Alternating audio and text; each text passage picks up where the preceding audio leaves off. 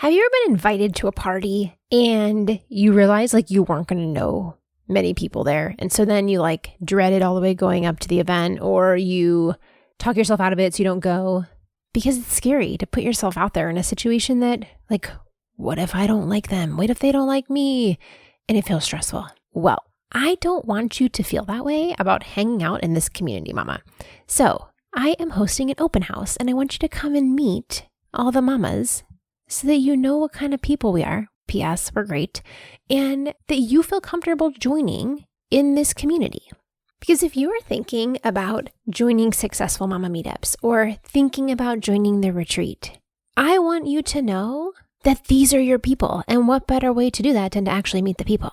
So come join us at our open house.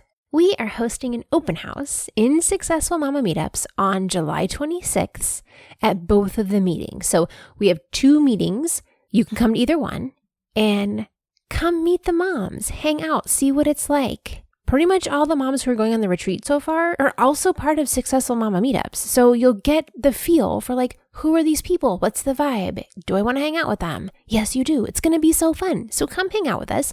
So it's totally no charge, free, $99. Come hang out at Successful Mama meetups on July 26th, either meeting or come to both.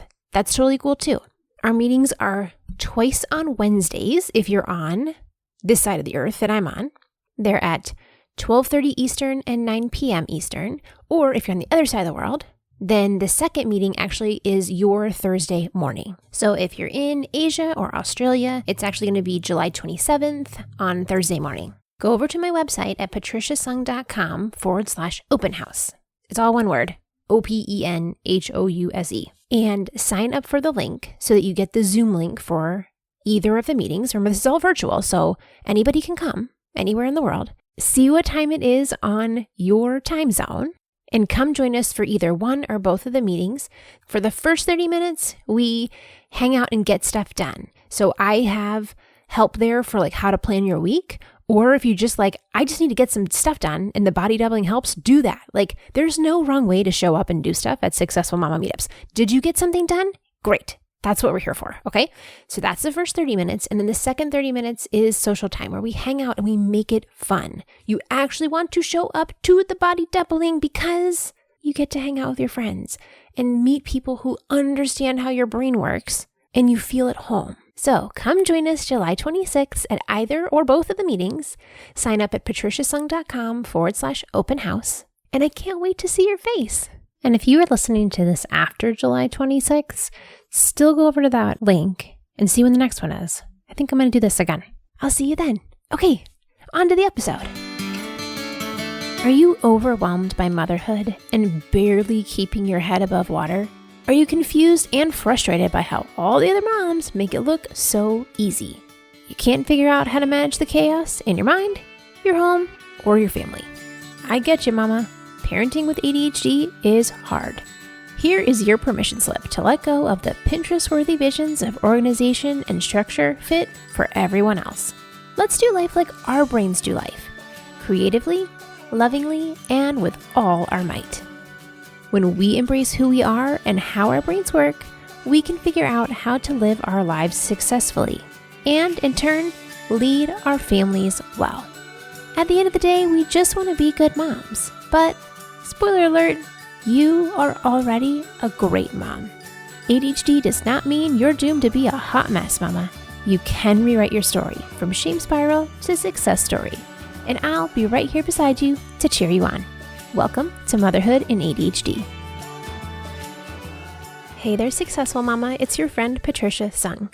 Welcome to our Summer Best of series. Now, over the summer, I'm going to be taking a break to slow down a little bit, hang out more with my kids. I'm also managing, I'm like, why am I saying slowing down? There is no slowing down. I just have to reshift priorities here. Hanging out with my kids, dealing with all of the construction project that's been going on. It has been a lot this spring, and I realized like I got to let up this summer in order to be able to do all the things, shifting some stuff around. So I was like, how do I still deliver great content, but also like not just do the same old, because hello, ADHD. So here's what we're doing. I am going to be sharing some friends with you. So while I will sprinkle in a couple of episodes from my own podcast, I chose some of the ones that were like the most popular downloads in the last few months. But I think that they are the most popular downloaded episodes because they cover a lot of the like basic things that we need to know about our ADHD, and we could use a little reminder sometimes of just the basic things. But I'm more excited about introducing you to some of my friends. I have asked several of my podcasting friends to share the interview that I did on their podcast so that you can get to know, not only you still get to hear from me about ADHD and whatever their like podcast is focusing on, but that I want you to be able to meet some other really great podcast hosts. Most of these are women. Most of these are moms who are doing great things in the world. And I love what they're doing. I want to support them. And I want you to have really great podcasts in your feed that are there supporting you and showing you who you can be and like bringing more light and wonderfulness and fun to your summer as you are doing your mom thing and trying to juggle all the things. So welcome to the Best Of series. And let's dive into today's episode. Today, I'd like you to meet my friend, Christina Crowe. Christina is a Canadian Registered Psychotherapist and a clinical supervisor, and she works with people with ADHD all the time. And turns out she is also an ADHD mom herself. I love how Christina is like fearless and relentless in the way that she provides strong, research-backed information about ADHD. Like she knows her stuff and she shares it. She is out here making sure that quality information is shared, which is something we need more of. Her podcast is all about talking about mental health and making the invisible visible so that we're really talking about what matters. Now, be sure to go back and listen to episode 143 because Christina helped kick off our medication series that runs in the 140s, which our discussion was all about like, should you take medicine? Like, what do you consider going in order to make that decision? How do you figure out what the right decision is for you? It was a really good conversation around medication for ADHD. But today, I'm sharing the conversation that I had with Christina on her podcast, where we talked about what ADHD moms need to know. So be sure to subscribe to the Christina Crowe podcast, Making the Invisible Visible. And let's dive into our conversation with Christina. How many of us have been told that if we got good grades or we finished university, we couldn't possibly have ADHD? Today, I am talking to a super cool ADHD coach from the US who got really great grades. And guess what? She's also got ADHD. She talks about her journey with us, talks about the closet ADHD years. I love that. Everyone knows exactly what that means instinctively, I think. And we talk a little bit about a lot of the things that moms with ADHD could consider giving themselves permission to do differently. Listen in. I hope you guys really enjoy this one and look forward to everybody's feedback. Welcome to the Christina Crowe podcast, Making the Invisible Visible. I'm your host, Christina Crowe. I'm a psychotherapist and a relentless mental health advocate in Ontario, Canada. I'm bringing you my clinical insights and research-based facts on modern mental health, and I'm going to bring you the experts I rely on to share their wisdom with you. Let's do it, guys. Let's dig a little deeper and make invisible things visible. Hello, everybody. Welcome to the Christina Crowe podcast, where we connect the dots and search for more balanced mental health. Today, we are making invisible thing visible for moms who are struggling to come to terms with and manage their own symptoms of ADHD. I am talking to Patricia Sung, a transplanted Midwesterner offering compassion and strategies that really do work, helping other parents navigate an area that clearly does not have enough support out there. Patricia Sung helps moms with ADHD get their crap together, one step at a time, and feel confident running their family life. After years of serial entrepreneurship and teaching middle school, She has a uniquely practical perspective on strategies for building a life that works when your brain is different. If you're looking for more than theoretical textbook advice, Patricia teaches from a unique viewpoint from her years of effective application in the classroom, as well as her own life. She shares heartfelt truth and painful struggles through her podcast, Motherhood and ADHD, that I was on last week, and in order to be a lighthouse for mamas who have ADHD. An introverted Midwesterner at heart, Patricia has adopted the word y'all and resides in Houston, Texas, along with her 2 young boys and extroverted, non-ADHD husband. Welcome to the show, Patricia. Thank you so much for making the time to come today. Thanks for having me. For sure. So one of the things I really wanted to talk about with you today, after getting to know you via our social media friendship, thank you so much for initiating that a while back and being on your own podcast, which was a lot of fun for me. You know, one of the things that's been really nice about being able to connect with other people, helping people through the journey of ADHD online, is learning about everyone's amazing backgrounds. And so when I learned about you, I mean, maybe why don't you tell us a little bit about your experience? So I'll say one of the things that stood out to me that a lot of the people that I work with would really identify with is that as a fellow late diagnosed person, you were that kid who had great grades. You had good grades. Do people with good grades have ADHD? Ooh, if I had $1 every time I heard that one. Yeah, I was the kid who was on the honor roll, National Honor Society. I went to college on an academic scholarship. So like I did pretty good. I mean, not to sound braggy, but I did pretty great. And I didn't realize though the unusualness of how I accomplished that. How much of it was just me absorbing as I went and being able to apply that knowledge, and yet really struggling when we moved from read this book, answer the questions, do this problem, do it again on the test. Whereas like we started shifting into later high school where it became a lot more lecture style from the teacher, and they were not following the book. And all of a sudden, these classes where I had to absorb everything auditorially. Is that a word? Auditorially? Auditorily? I may just made that up. Auditory way. Yeah. All of a sudden that was really difficult for me. And there was a lot of these like weird idiosyncrasies that like I didn't know as a kid that was strange that other people did. Like I didn't realize how much I was like daydreaming. I called it daydreaming when I was reading and like circling back and being, oh, I missed that. I'm like rereading it. Or, you know, where I had no problem diving into a book and I would read for hours and hours. I loved reading. So I never assumed that there was a struggle there with a learning issue, because it turns out I actually have Errrrrrt syndrome as well, which is a visual processing disorder. Like all these pieces just like didn't line up, but yet because I did fine, actually I did pretty great, no one noticed.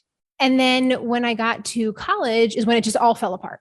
And that's usually when you see women getting diagnosed, is either at big hormonal shifts like puberty, pregnancy, menopause, or big life shifts like moving from middle school to high school to college, starting a job that's very different. Those are the places where we see a lot of us fall apart because all the coping mechanisms we had up to that point didn't fit. So when I got to college and I was responsible for getting up every day and going to class at 9 a.m. when I am not a morning person, and I had to listen to the professors and read the book and then try to pull all that like that gigantic amount of information together for a test that was only maybe 10% of the information that I took in. That's where things started to fall apart. And that's when I got diagnosed when let's see, what year is that? So it was my second half of my freshman year that I got diagnosed. Okay. And now I got off on that story and I don't even remember what the question was.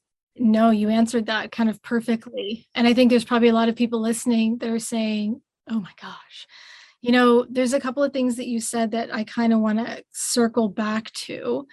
And The one thing that's kind of salient is exactly that, is there's a lot of young people who, if we kind of think about learning how to get a good mark at school or good grade, is about learning how to play the game, for lack of maybe a better way to describe it.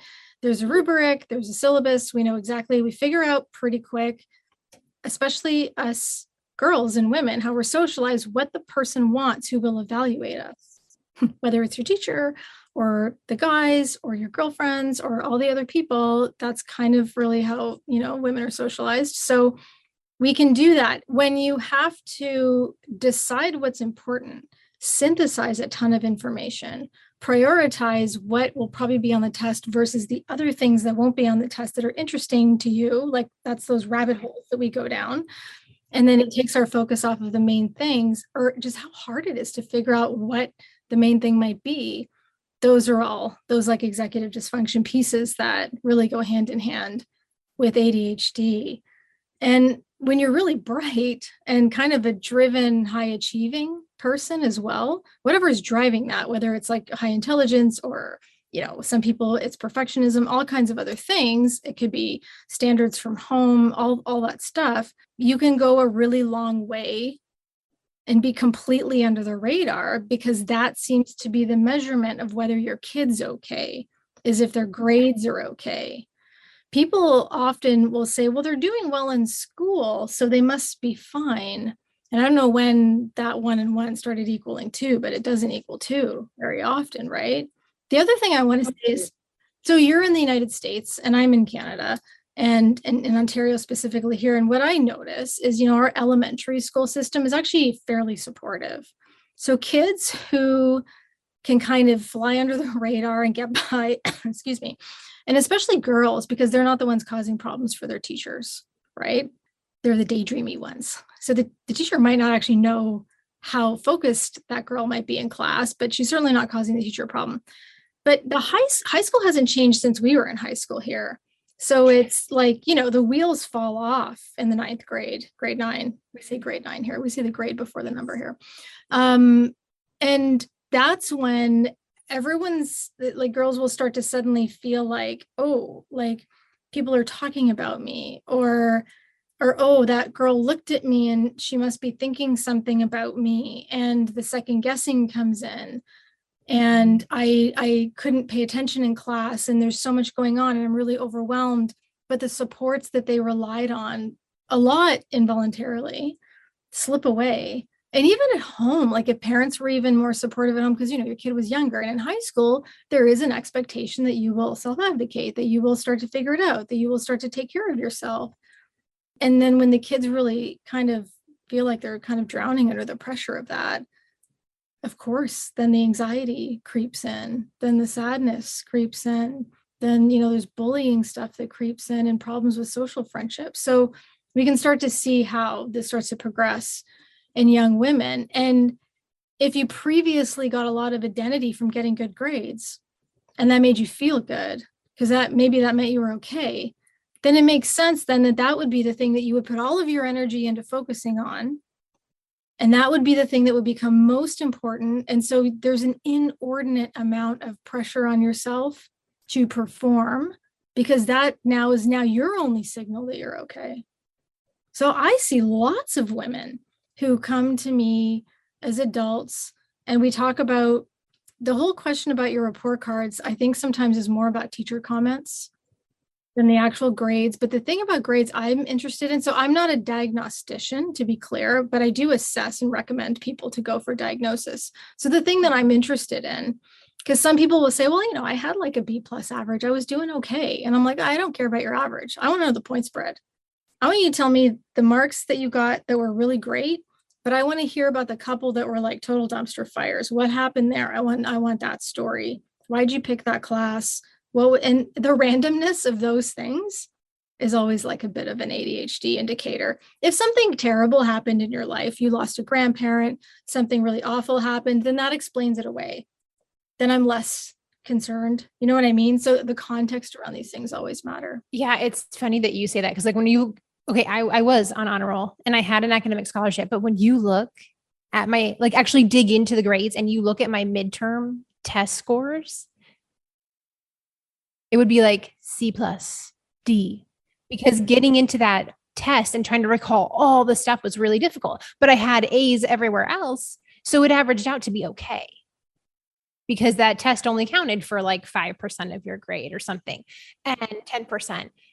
But it's so frustrating when people look at report cards and they just look at the surface and the numbers and that's it. They don't dig in. And it really is about the teacher comments. It's about the point spread, like you said, from low to high.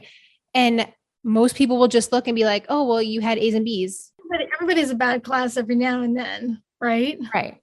Let's be honest, we do tend to be trauma survivors. And so, you hit one of these like explainable trauma things that you're like, oh, well, it makes sense that, you lost your grandma that year and your grades took a dive. But it's like, would that have still happened even if your grandma hadn't died? Like, would you still have had those problems? Like, it's such a layered problem. It's less about the achievements of our lives and more about the peaks and valleys between the achievements and the inexplicable dumpster fires, right? The things that come up and take you by surprise.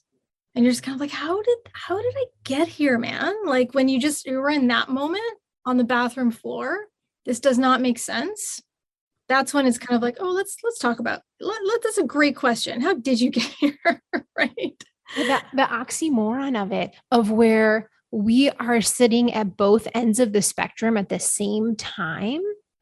That is one of the biggest red flags to me when you're looking at ADHD, because you are I was the girl who could sit and read a book from cover to cover for 4 hours straight and not look up. And I was also the girl who struggled to read her biology book and absorb the information. And we live at the two ends of the spectrum. And so it's easy to explain, especially even if when you look at kids, they're like, well, he can sit there and play video games for hours. Yes. So he's on one end of the spectrum in attention, and then also at the other end of the spectrum in attention. And that ability to be at both ends is where the red flags to me really show up. When you look back on your time as a teacher, were you hip to ADHD during that teaching time or after? I had already been diagnosed, but I call it my closet ADHD years, where I didn't tell anybody and I hid it. People have that. And I covered it up and pretended like everything was fine. So while I knew, I had not yet started the journey of like really diving in to understand it. I knew a pretty good amount. But then when I was teaching and I got gifted and talented certified, I don't know if you have that in Canada. Gifted. And there's a lot of correlation between kids with ADHD and the GT program. And I was just sitting there like listening to them describe the GT kids. And I'm like, oh, that sounds familiar. ADHD problem, like both, like all the adjectives, like 90% of them also fit kids with ADHD. And I was like, man, I really got to dig into this. And that's when I started getting into understanding it so much more, was when I was teaching, but just knowing that how my brain worked. And, we have kind of this like sixth sense for picking out our people. We know who they are, even if we don't know, we know that who they are. Like we kind of like are attracted to them. I was able to really speak into the kids who were struggling with different ways of learning and scaffolding them in another way that other teachers would be like, why on earth would you do that? And I'd be like, no, it's going to be great. It's going to work. And I got some interesting stares. Oh, you've been such a breath of fresh air for those kids. And I feel like I was like, that is the gifting of ADHD, is our creativity and how we can we can problem solve in ways that other people they don't even see outside the box. And we can pull the box apart, flip it on its side, reconstruct it, make it a pyramid. And that is, I think, one of the things I look back most fondly on my teaching career was knowing that I was able to speak into kids' lives who were written off. This intuitive knowing and understanding both of yourself, that inner peace that's in there, So before diagnosis, like knowing that there's a you on the inside and a you on the outside that other people see without actually maybe even being able to articulate that. But in those moments when you're connecting like that, it's that it's the you and the inside that's connecting, which is what makes it feel so like synergistic and lovely in that moment.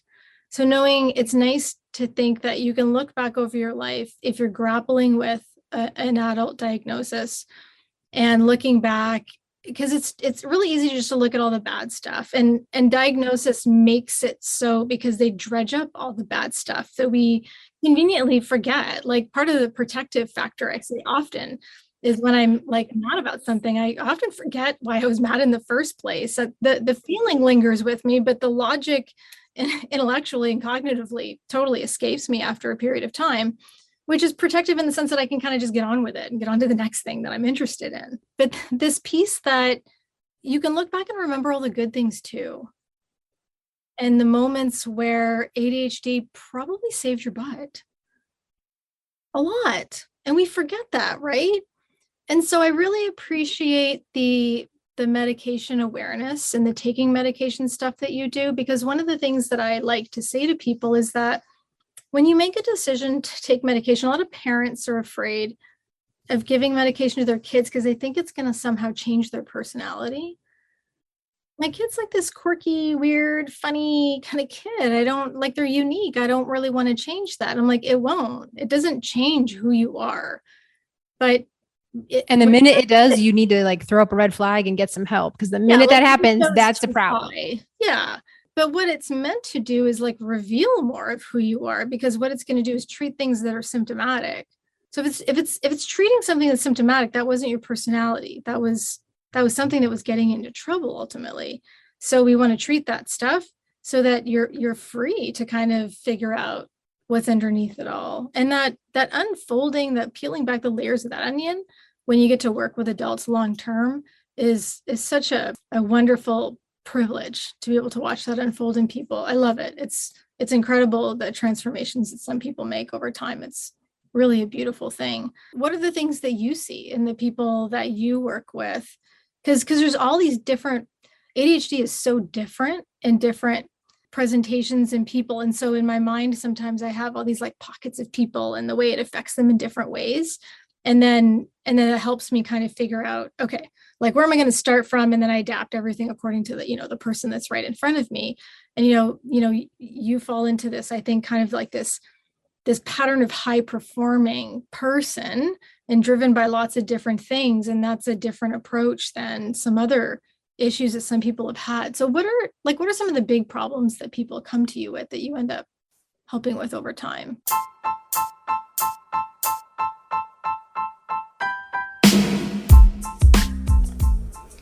If you or your child was given a diagnosis of ADHD, but then not really told what it means or how it might change throughout their life, maybe you've been given a prescription for medication, but not had the opportunity to engage in the rest of recommended treatment, either ADHD adaptive therapy or ADHD coaching.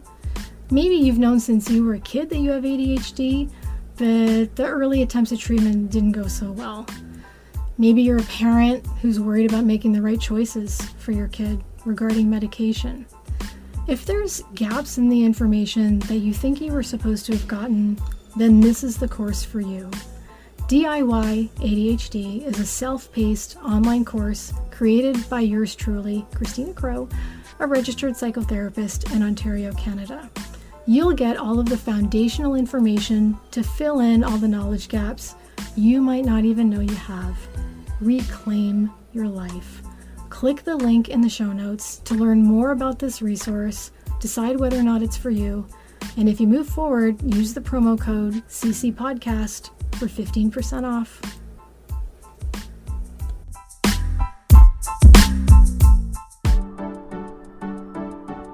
Mama, are you ready to get away? You are cordially invited to this year's annual retreat. Our Successful as a Mother luxury weekend getaway retreat conference amazingness that is happening this October. This is a chance for you to get away and take a break and truly rest for you to learn about your brain in a way that makes sense for you. And most importantly, know that you are not alone and have a real life community of moms who get you. We are staying at a beautiful 4-star hotel. This is an all-inclusive event, which means I will handle everything for you once you arrive. I take care of your hotel. I take care of your meals, that you neither cooked nor cleaned up, nor cut anybody else's food up, that you truly get to have a weekend where you take care of you, because you deserve rest. You deserve to be taken care of. And I'm going to do that for you at this retreat. So I invite you to go ahead and grab your ticket at patriciasung.com/ADHD-mom-retreat. Again, that's patriciasung.com/ADHD-mom-retreat. Grab your ticket and let's hang out in person. I cannot wait to meet you. Oh, where do we start?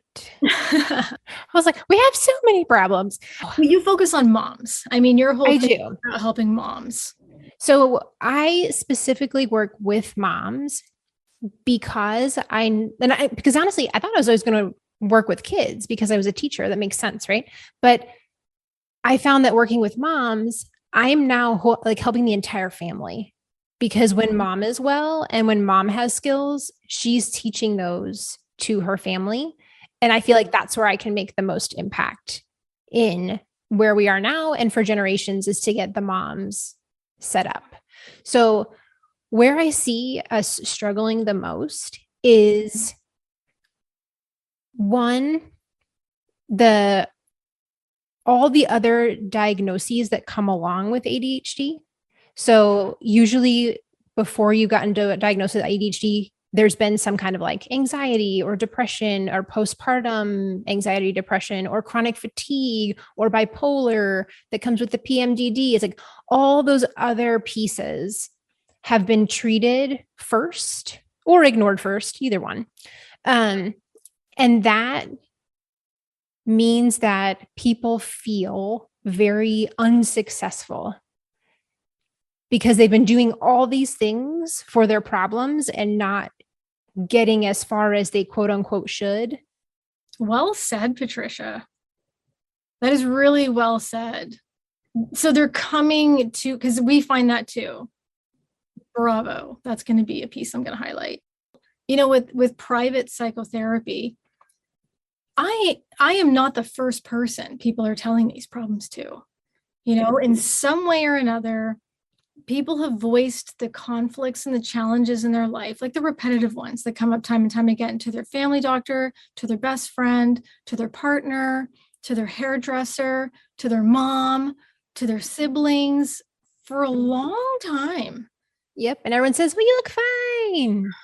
Yeah. And then to your point, if you've had anxiety, either by itself in addition to ADHD or caused from living with undiagnosed ADHD, because we know that's a natural progression, you know, and that's been treated, and maybe you got some benefit, but at the end of the day, it's still there. And then people kind of come to me and they're like, well, I'm just an anxious person. Or you're a human, so all humans are anxious. Like, what exactly do you mean by that, right? You're not like a mentally ill person by nature of who you are. We need to figure out what's going on here. And if you haven't been getting better, it's not because you're not doing well. It's because we're treating the wrong thing, maybe. Because patients don't fail treatments. Treatments fail patients.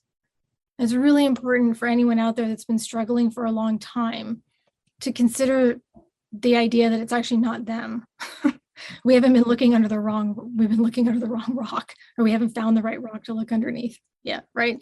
So people come, and then it's almost like sometimes it's obvious right away. Sometimes people come saying, I think I have ADHD. Sometimes I'm actually working with someone for a while and it even takes me by surprise, which, not very often, but sometimes it happens. I'm like, I think it might actually be this. And it's one of those things where it just makes so much sense and everything lights up. Someone can be like a textbook case even, and they're so frightened to believe that we might have finally figured it out because they've been here before, right? And that fear that we could actually be free of all this crap that's been holding us back is like enough to keep people from moving forward for a long time until they're ready. And so you did a great job describing that. It's the same thing we see. Yeah. And I like to use the analogy of a tree where if your root cause is the ADHD and you're busy over here pruning the anxiety branch and you're pruning the chronic fatigue branch and you're over here and you're doing lots of stuff and you're pruning all the branches, but yet you've never addressed the root, you're never going to have a healthy tree because you're just over here pruning and you're not addressing the main cause. Not to say that you shouldn't do those things, but those are part of a bigger picture that we need to address the root first. When we dig into the ADHD and we have healthy roots and we have lots of nutrients and water, we're doing well down here, then we can go up and start addressing all the pruning and making the tree look good. That's a good visual. Did you ever, I might be dating myself here. When you were a kid, did you watch the Flintstones?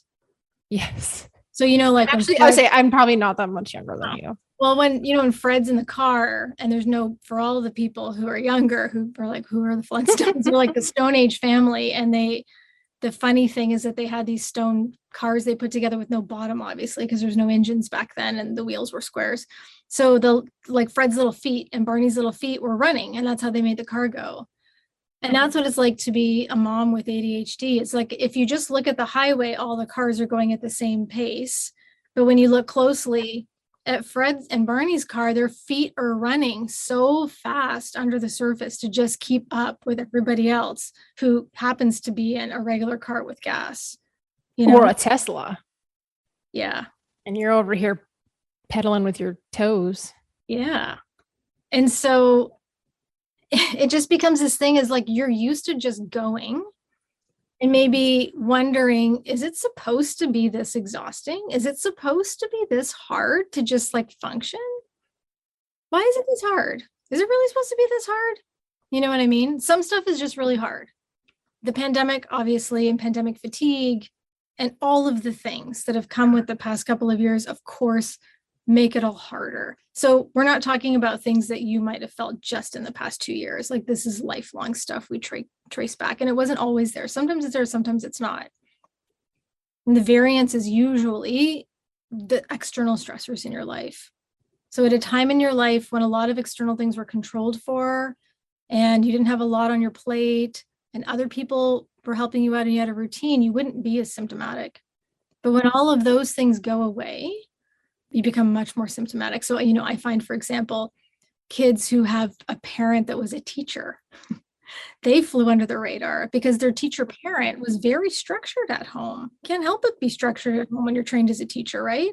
So when those kids go off to university, they don't have their teacher mom or dad suddenly creating order in their life and that everything falls apart. Or kids who played really competitive sports all the way through school, and they have the camaraderie and structure and routine and physical exertion of sport.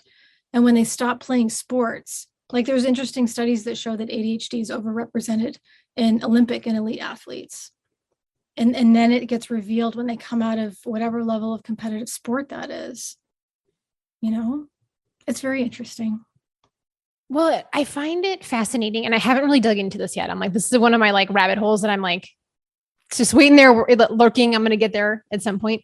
But I find it fascinating, like what you said, where you have students who have been very involved in athletics or had a teacher or very structured parent at home, where you were doing well and all those coping mechanisms were serving you well. And then when you leave, somehow we don't absorb those skills to replicate them on our own when we're by ourselves.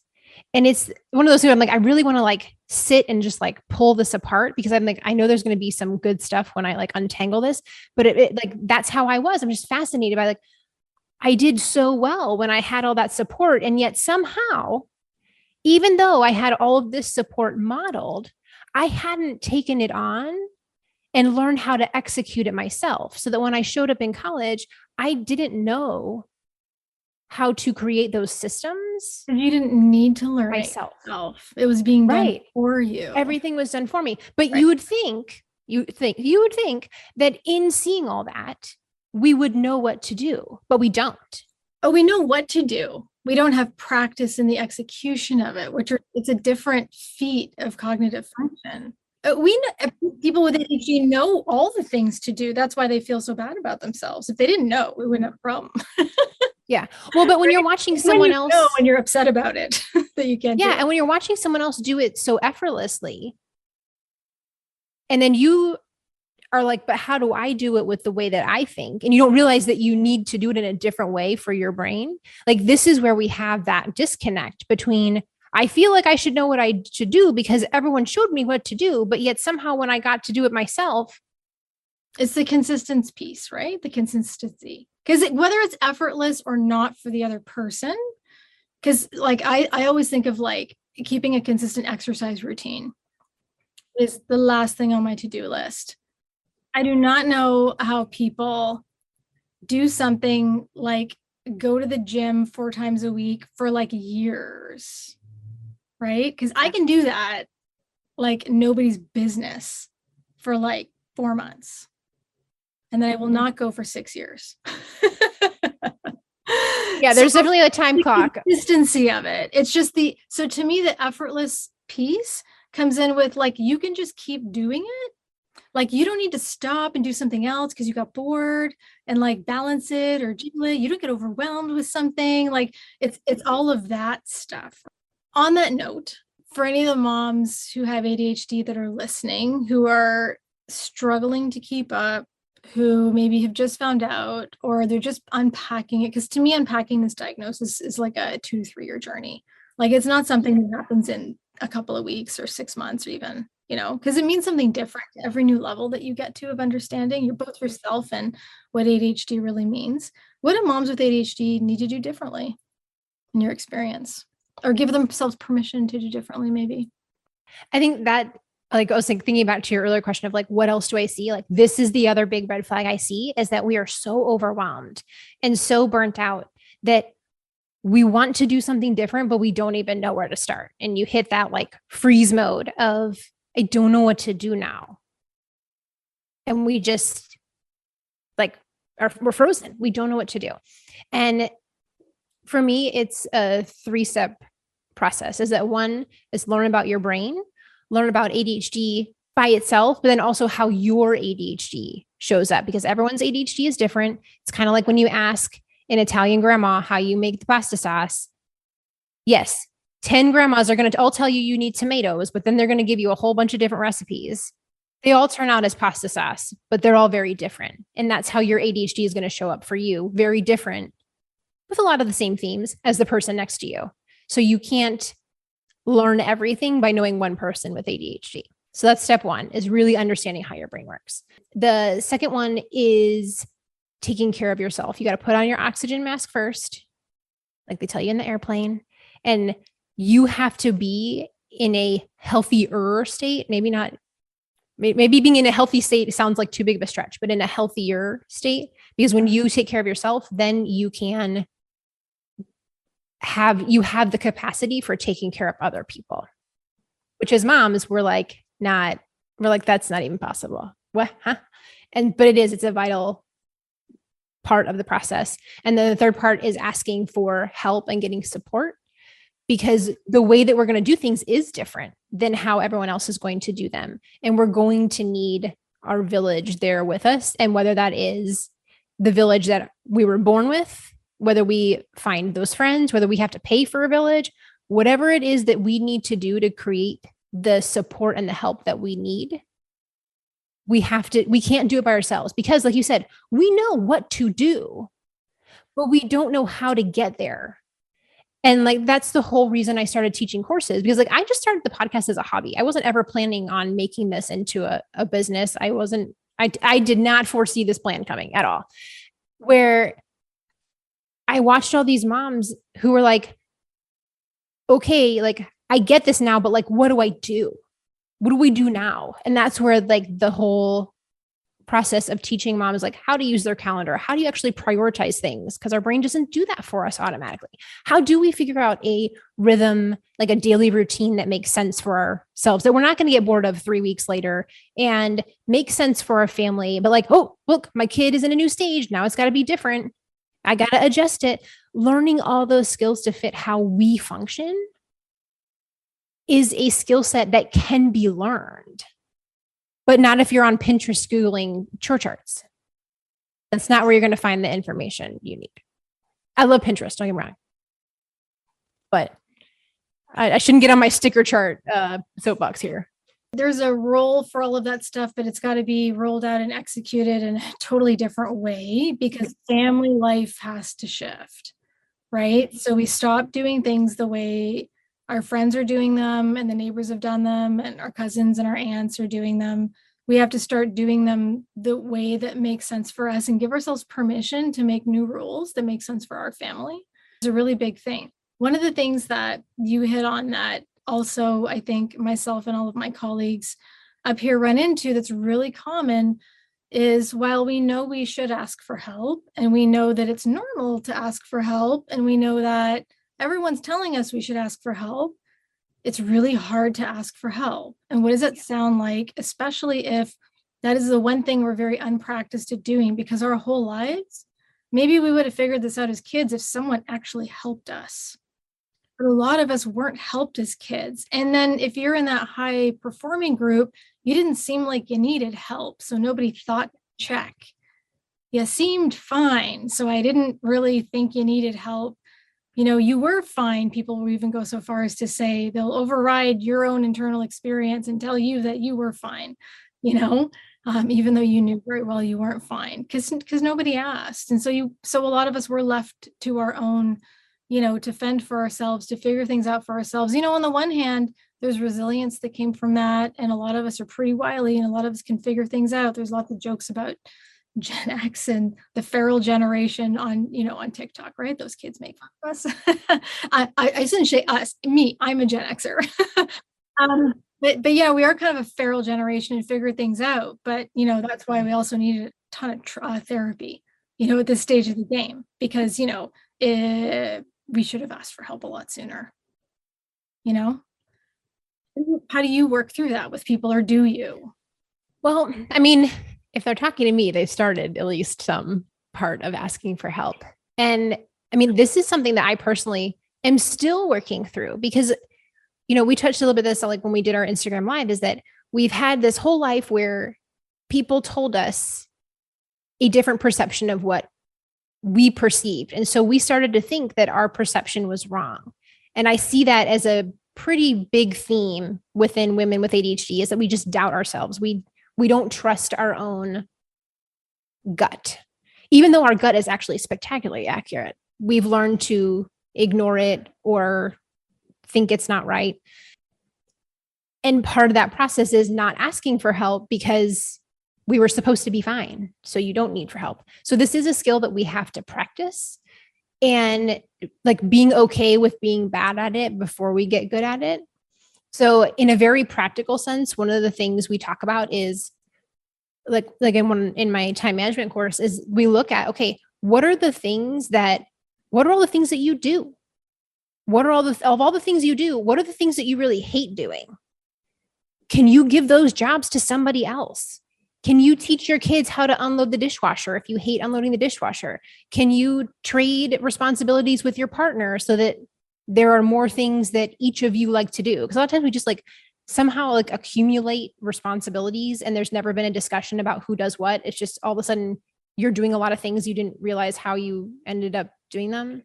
So to have that actual discussion and be like, okay, I hate laundry.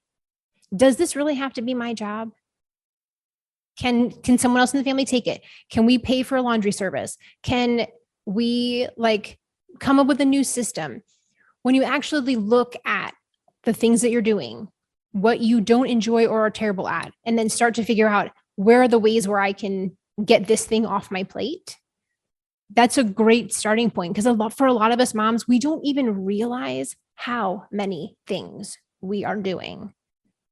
Because we go all day doing lots of things and we get to the end and we're like, I don't even know what I did today. But when you write it down on a piece of paper, you're like, oh, how do I do all these things? I know for sure there's some moms listening right now that are like, well, I don't like the way my kid packs the dishwasher, loads it, or I don't like the way they do my laundry. That's why I do it.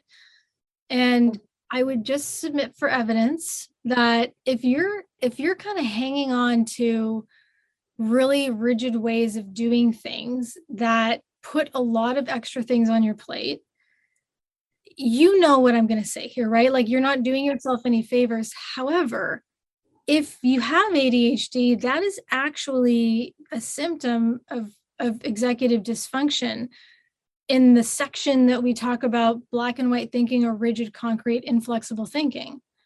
And it is a feat of executive function to become a more flexible thinker.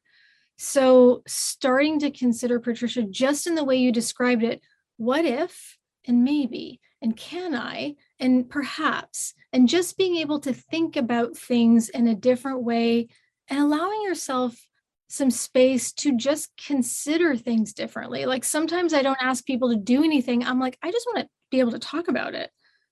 Sometimes people are so afraid that if we talk about it, that means something is going to happen. And it's like, no, we can just talk about it. You can feel things and not do anything as a result of your feeling or your emotion that comes up, right? So emotion comes up and that's normal. And maybe we avoid something, but maybe we don't have to. So that it doesn't have to direct what we do. You actually get to stop and think. And stopping to think is the thing that's hard with ADHD. So you can train your brain to do some stuff with or without medication. There comes a point when if your brain does not turn off at any point, like if you don't know what it's like to experience, you know how sometimes when you look at someone and you're like, what are you thinking about? And they're like, nothing. And they actually mean nothing. And it's just unfathomable how someone could be thinking of nothing. That if you've never had times when you've been actually thinking of nothing, you don't know what that's like. All the moms are laughing right now. Then maybe it's worth looking into if this is something that's been plaguing you since childhood, really, right? Because you deserve some peace and you deserve to be able to start to think about things differently, because as an adult, you're in charge of your life. No one else, right? Pinterest is not the boss of me. Why am I letting it be the boss of me, right? My kids are not the boss of me. My partner is not the boss of me. My boss is not even the boss of me. You know, like, how am I actually living my life with me deciding what gets done in a day, not the X number of fires being lit in front of me that I feel like it's my job to put all of them out. Mm-hmm. Yeah. And I will offer this. So, like, when you are afraid to let something go, one, that could be a coping mechanism that served you really well at some point, but possibly isn't serving you right now. Two, I like to weigh the difference between not having to do this thing and having to look at it done poorly for a little while. What's more important? And for some people, that's going to drive them bonkers that it's not done in a certain way. So it's like, okay, yes, that is very hard for me. Like, I fully own the anal retentive adjective. I know that's how I am. But yet, number three, a lot of these things are skills that our kids need to learn to be functioning grownups. So as hard as it is to watch your kid put away the dishes wrong, they need to learn that skill so that they can be an adult who hopefully one day puts away their dishes and doesn't live on paper plates. So how can we turn this around and say, okay, this is part of me being a quote unquote good mom. This is part of my job, is teaching my kids how to do these skills. So I'm going to be very uncomfortable right now, but I'm going to use this as a way to teach them how to be successful adults. And like, it's a whole process. I was like, I won't get into it, but like, modeling for our kids how to be uncomfortable and not let that take you down is like hands down an essential parenting thing to do at some point. So they need to see you be uncomfortable, and they need to see you put away dishes and be okay with how it is. And it's so like, I have learned too, like, it's okay for me to say like, okay, this is really hard for me. I'm very frustrated right now, and just talk my feelings out loud not in an accusatory tone, but like, just I am frustrated right now and I need a minute with this. Or I really like having the dishes put away a certain way, but like, teaching you is more important than me putting them away a certain way. And like literally saying that out loud, because sometimes our kids need to hear that it's okay. Like, even though we're frustrated and grumpy, like it's okay, because like the mistakes are part of the process, and allowing them that room to do it incorrectly so that they can learn, and that it's okay that they did it badly in order to get there. I think narrating what's going on for yourself is actually a wonderful tactic to strengthen a mindfulness training practice for yourself. Because sometimes I tell people, like, pretend you're in your own reality TV show. If you're in your kitchen, there's a camera up in the corner kind of watching you. The camera's you, obviously, and you're becoming the observer of yourself. That really strengthens that mindfulness muscle, that ability to self-reflect. It makes you present in the moment, which strengthens your working memory, which allows you to have more memory. Like, a lot of us don't remember a lot of stuff, and it might be because of trauma, but it might just be because of ADHD, right? Because when we're zoning out of things, TV shows, conversations, all that kind of stuff, we're not laying down memory tracks for long-term memory, right? That's why there's big gaps in the memory of a lot of us. But thank you so much for all of this, because there were so many little gems in here that I really appreciate. Where can moms find you? Tell us about, like, you had mentioned a couple of courses, all of the stuff that you offer, and I'll make sure I link it all in the show notes. Yeah, so everything I do is under the same name for ADHD friendliness. It's Motherhood in ADHD. So that's the name of the podcast.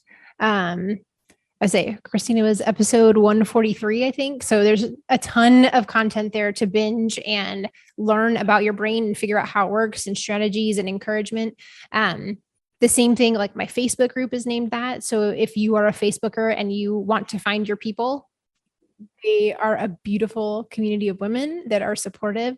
And then I also teach courses in daily planning for ADHD moms and time management mastery for ADHD moms. So one is like a short program, like a short course that you can watch the videos and implement pretty quickly. And the other one is an 11-week program where we go through, like, how do we create a routine that makes sense for you and for your family? And then also, then how do we have the ability to adjust that as your kids grow and seasons change and you're going from summer to school or school to summer and dropping naps? Like, how do we grow with our family and still keep that like base layer of organization without wanting to poke our eyeballs out with forks because we're bored and the word routine makes our skin crawl. Like, we're making this to fit you and your brain and your family. So there's a lot of freedom in routine. People are afraid of routine sometimes, I find, because they don't want to be like trapped or like stuck with something that they can't be flexible with. And I think it's with more, actually,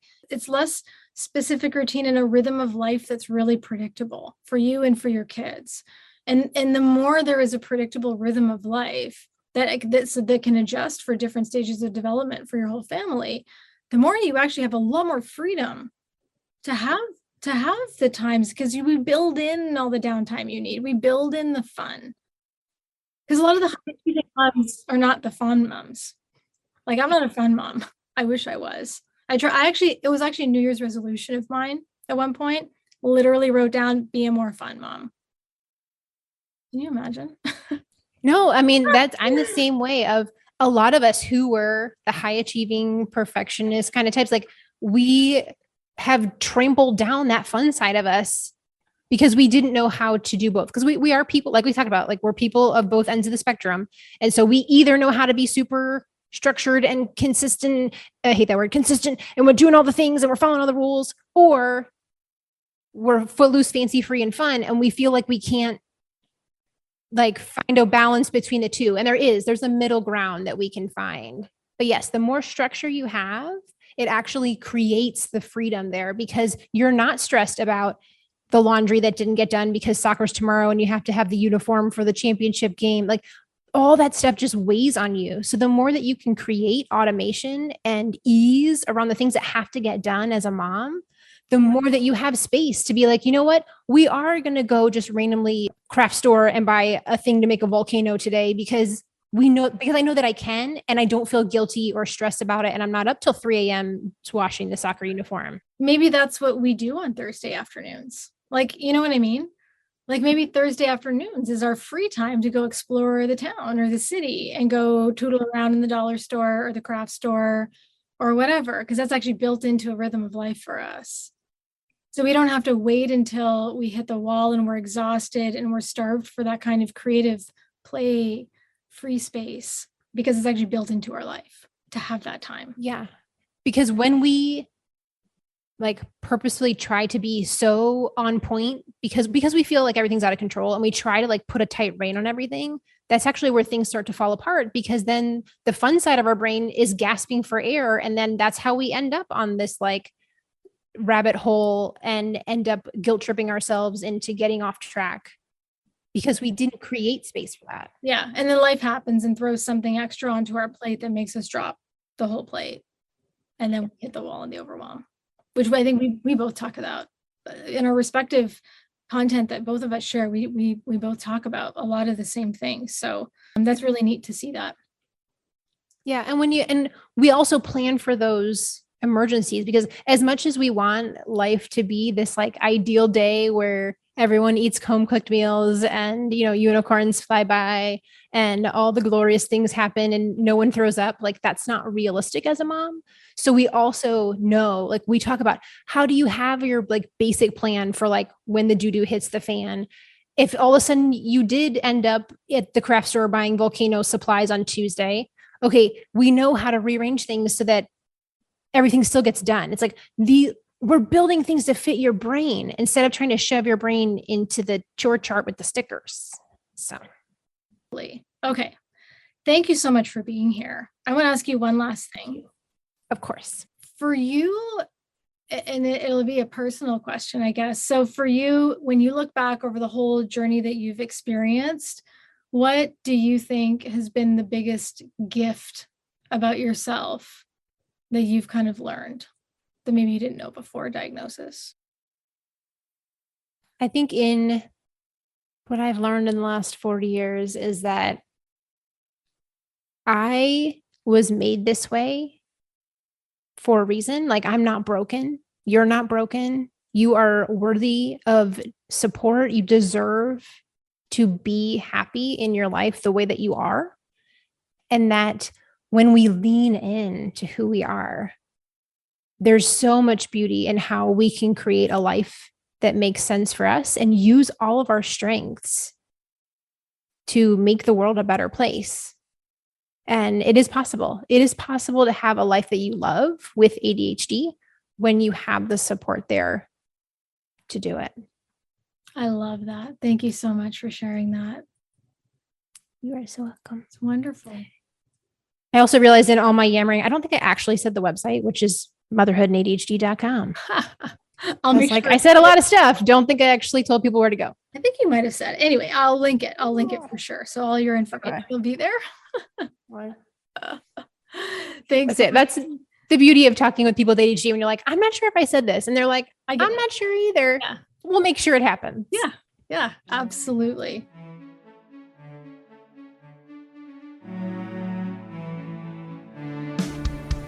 That's it for today, my friends. We hoped you enjoyed being a fly on the wall for this one.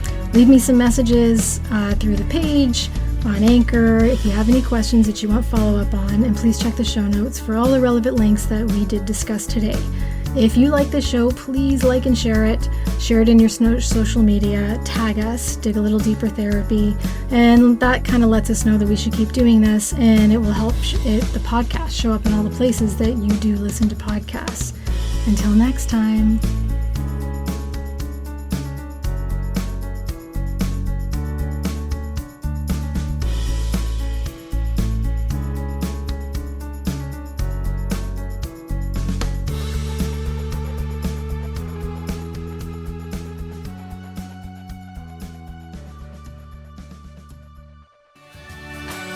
For more resources, classes, and community, head over to my website, motherhoodinadhd.com.